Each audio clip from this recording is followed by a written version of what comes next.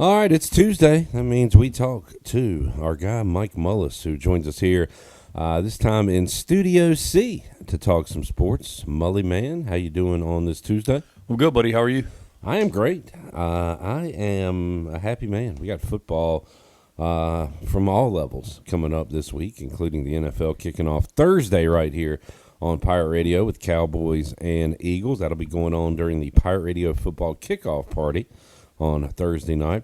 We got Friday night football. Don't forget, I know a lot of you folks will be watching your area high school teams. When you get home, you can catch Chiefs and Chargers, which is the Friday night week one game this year, and then a full slate coming up on Sunday. So excited about that, Mully. And since we last had you on the show, your Green Bay Packers made a pretty big acquisition.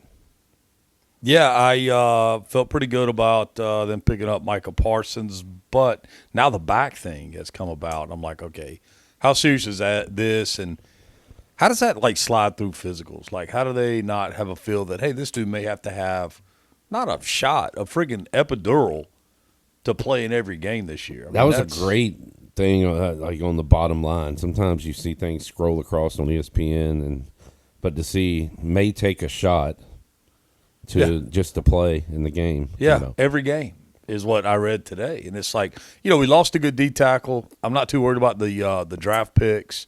So at first I felt great about it. I mean, what's he, 26, being Parsons? So, but now I've heard that you see like big names get traded. Rarely do you see a guy, and maybe you could say this for Luka in the NBA, like who's already great, but maybe not even at his peak. Right. And you could see that with Parsons. No, if he was 30 or 31, then you go, okay, but he's still he's still cresting the mountain. So lots of good football ahead for him.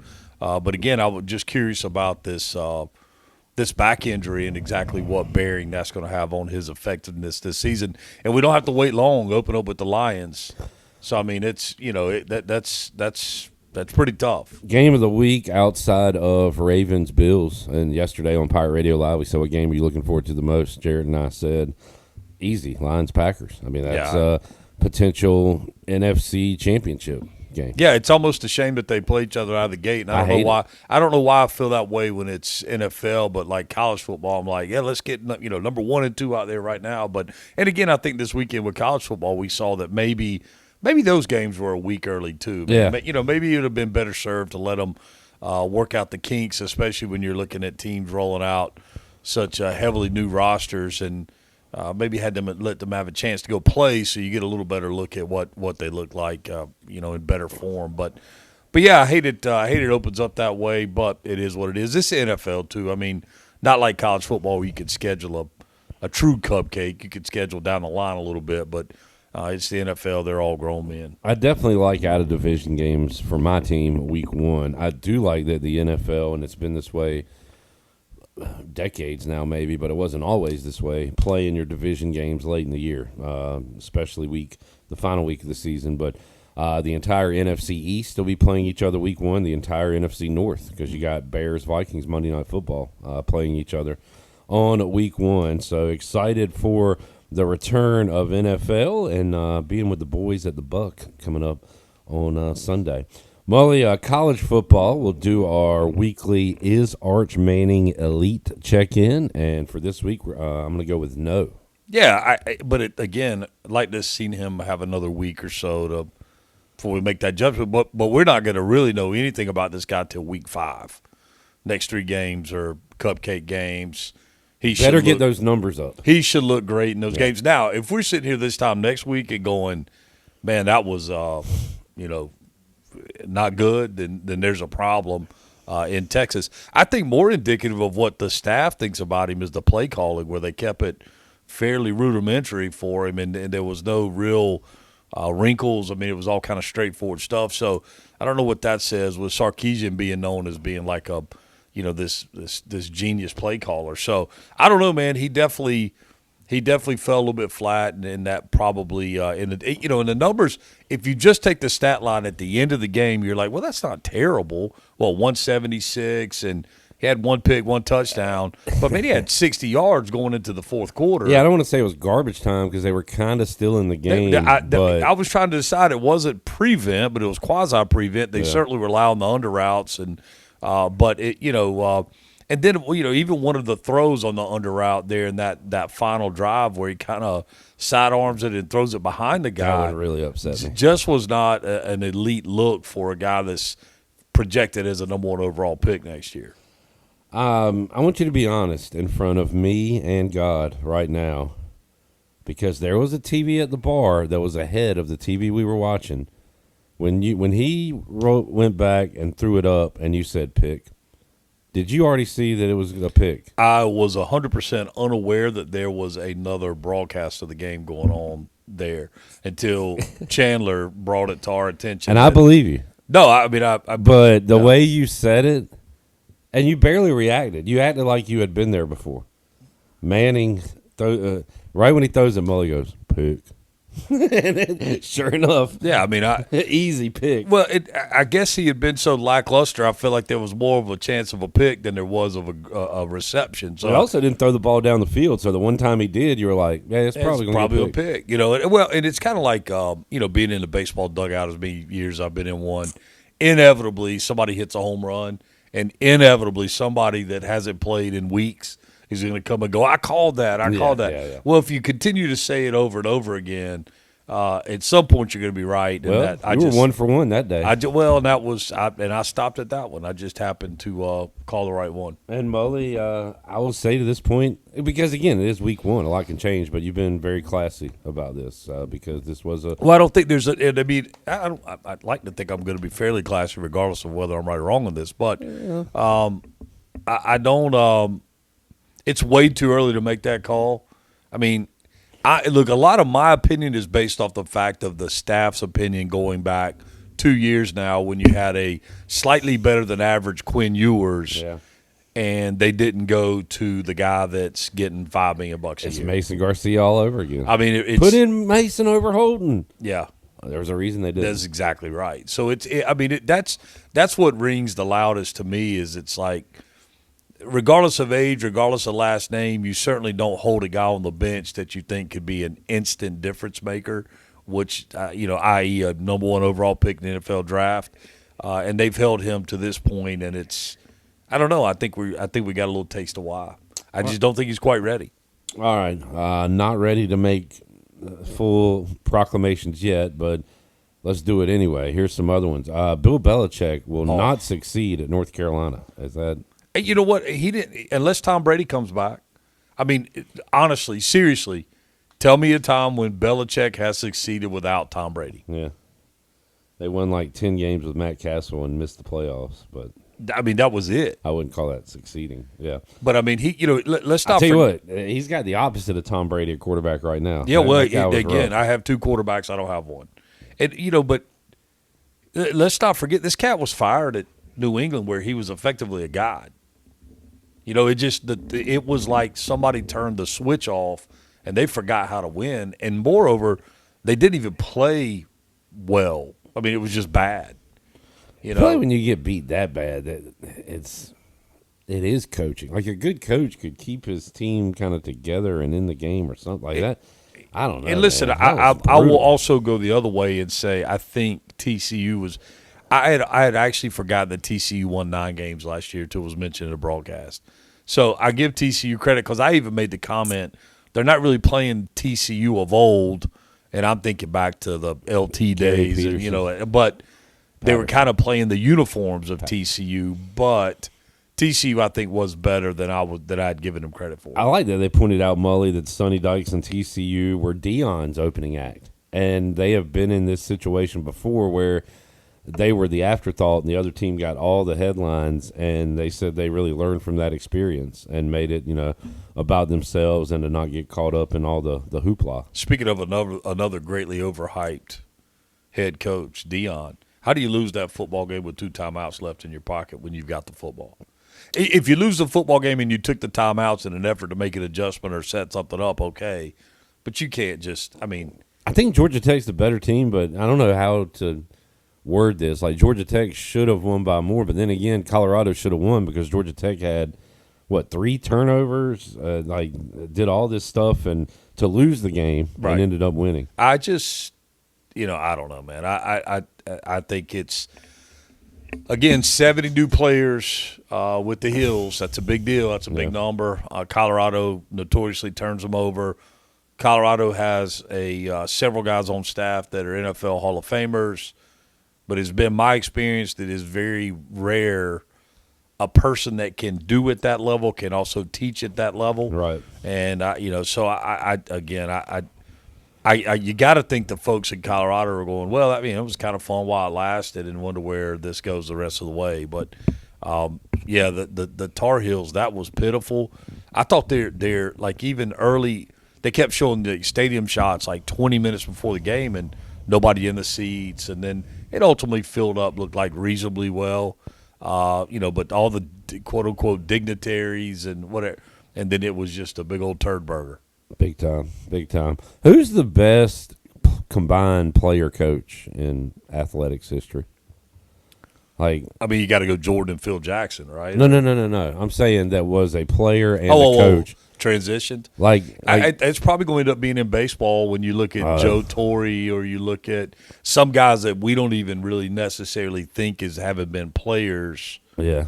That are that more for long term. Like Larry careers. Bird was good short term as a coach, but he wasn't in it very long, and he didn't win a championship. Like Jim Harbaugh, but was he that good of a player? He was a good quarterback. Hey, we got to go Andy Reid. He won the pump, pass, and kick as a 12-year-old. He was had dominant. Pretty good success. Yeah. Mike Krzyzewski. I mean, he played at Army, and I haven't seen his highlight tape. It doesn't exist.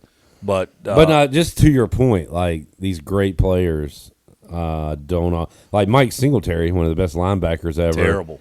He did not have coaching success. Had a great press conference. I think the better example was a guy that went to Carolina that played at Indianapolis, the lineman.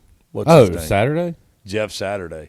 He comes out of the booth. And he's going to coach, and that was an absolute disaster to the point where, like, you've not seen or heard from that cat again. Like, he just was like, wait a minute, I'm going to go back and retire, and then I'm also going to retire from broadcasting because I'm embarrassed. And but he just, it ran him out of the game. He's gone forever. So I don't know, man. The story that stands out in my mind, I heard as a kid, a guy that played ultimately in the big leagues with the Braves, but was with the Washington Senators then, had Ted Williams as a manager. And I think we can all agree Ted Williams pretty good baseball player. Yeah. And they weren't hitting and whatever, and Ted Williams jumps in the cage and grabs a bat and goes, just do it like this. And they're like, well, you're Ted Williams. Yeah. You know what I mean? So I think that's the mindset for a lot of great players, is that it's really hard to I've heard Paul George tell over. Bird stories like that. Like he comes in a suit and just like hits 8 threes in a row. Just do it like this. Walks out of the gym. Tony Gwynn at San Diego State, great hitter and actually really known for his teaching of hitting, but I don't know how that translates into like game management. The only time they really made a run, rest his soul, was with Strasburg, and that when UVA actually beat them in the regional. But I think it's a hard combination. Hey, college, Cliff Godwin could be in the discussion. He could be. If we're going to put Mike Krzyzewski in there, I think we put Cliff Godwin in there.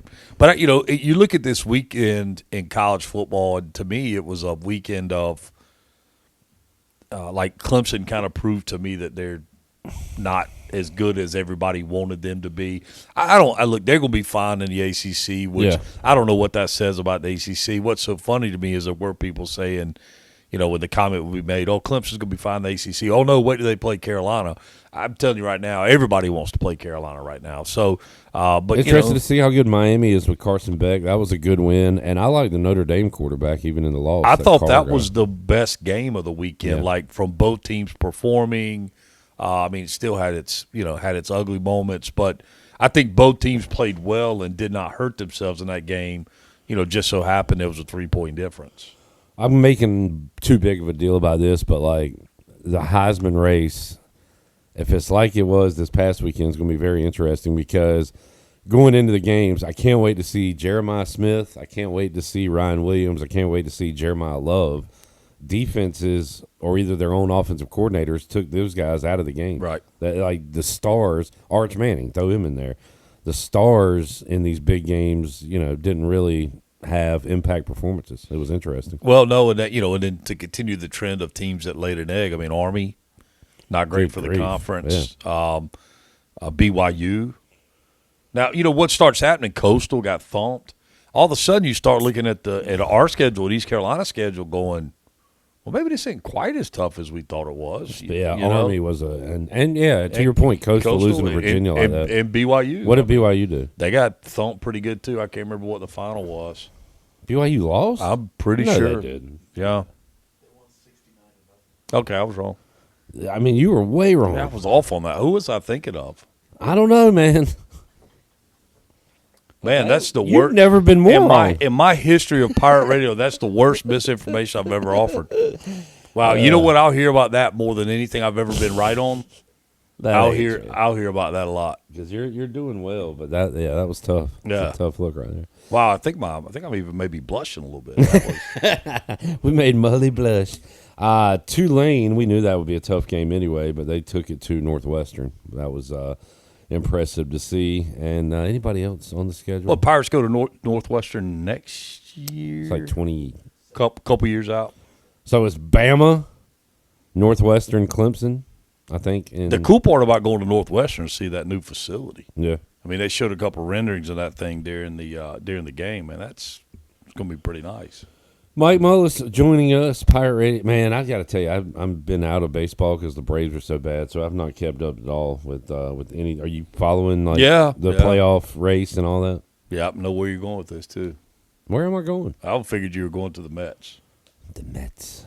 All of a sudden, Juan Soto is like worth every penny they paid for him. It's crazy. I mean, the other thing that was crazy yesterday was Trevor Story. I don't know if you've seen the highlight of the home run that he hit. Yeah, it's got to be the shortest. Pesky's, yeah. It's got to be the shortest home run in the history of the game. They said it was the shortest one this year at 306, but I mean it hit the infield side of the foul pole off the outfielder's glove. He just lost control of it, and it drops on the wall. Sold it like he caught it. Initially he had it and kind of bounced off the pole, and it came out of the glove, and. So the playoffs down the line. I mean, now's the time. Now's the point where even the casual observer maybe at least checks the standings and sees where things are. And I'm trying to be worldly and not just football centric, but Ryder Cup. When's the Ryder Cup, Mully? What's that? A couple weeks out. I can't remember. J-Bo, can you look it's that coming. You got Bethpage Black and. It should be interesting. I'm sure those fans out there will give the U.S. At least somewhat of an edge. And Keegan Bradley looks like he's not going to be a player manager. He's going to be the captain. The player captain. Yeah. 3 weeks. It's 3 weeks out. All right. So that'll be a lot of fun. I always enjoy that, man. That's that's always a spirited event and. Civic pride and pride in the countries and whatever else. So that's always going to be a fun time. And again, the fans at Bethpage Black will be relentless. I would have to imagine. You think they'll ever do one in Scottsdale or whatever, the Arizona, the Wild? Now that would be cool. Yeah, I mean, if they did it there, I think they would have to temper the waste management crowd. Yeah, say, hey, yeah. We can't necessarily allow you guys to come in and act quite like that. Tarps off. But look, I think back to the history of the Ryder Cup, at least in my time following it, when we go back to Patrick Reed and Rory McIlroy on that Sunday in the singles match, and it was for 8 holes. It was must-watch TV. I mean, it was as good as any sporting fan at any level would have enjoyed that competition if they didn't see it. And it kind of turned for me on going to, I think it was the 9th or 10th hole, where they both, it seems like Rory made a putt of 15 feet, and then Patrick made one on top of him that was like 25 feet, and then they decided to kind of hug it out, and, a mutual admiration fest began. It was like, look, man, I want to see like you guys throwing blows going down the line, but but anyway, it's the Ryder Cup always is a fun weekend. For a golf fan, to me, it's right. It's like Masters to me is far and above, and then Then you have the Ryder Cup, and then probably third for me is the East Lake, the FedEx Championship. So, All right, there you go. Mike Mullis joining us. Football weekend, but other things going on as well. Jared will be locked into some NASCAR playoffs along with his Raiders and Patriots this weekend. Mully, what are our records going to be next week? Commanders are home against the Giants. Washington win? man, that's a tough one. I would think so. Raiders on the road at New England. I gotta like the Raiders. On the road at New England. I'm gonna go with the Raiders. And do the Pack get it done at home against the Lions? To me, I'm gonna say yes. Well, you're nice. I mean, literally that's a. I don't know what the line is, but it feels like a pick 'em. I mean, it's. I think Packers are just home, the traditional 2.5 at home or something, if I'm not mistaken. I mean, 1.5 maybe. You know, it all goes to Jordan Love, and I made a comment to you the other day we were talking. I was like, I like Jordan Love a whole lot more now with Micah Parsons because Jordan Love doesn't have to be. That's a little less good. He has to be. But then I'm concerned about this thing with Micah Parsons back. So I don't know how big of a deal that is or not. But to me, when they're saying an epidural every game just to be able to play, just doesn't sound. Plus, it's like how much wear and tear. If he is just kind of starting up there, how much do you wear him out this year? Yeah. And this early in the season. Did you get that line, Jared? 2.5 Packers at home. Lions have all the parts, but they don't have Ben Johnson or Aaron Glenn. Does that matter? We'll see how important coordinators are. I don't know, but they got a great T-shirt. Did you see the Dan Campbell presser? Salty is their little slogan for this year. I thought it was pretty good. Mully, thanks for hanging out. Yeah, man. Enjoyed it.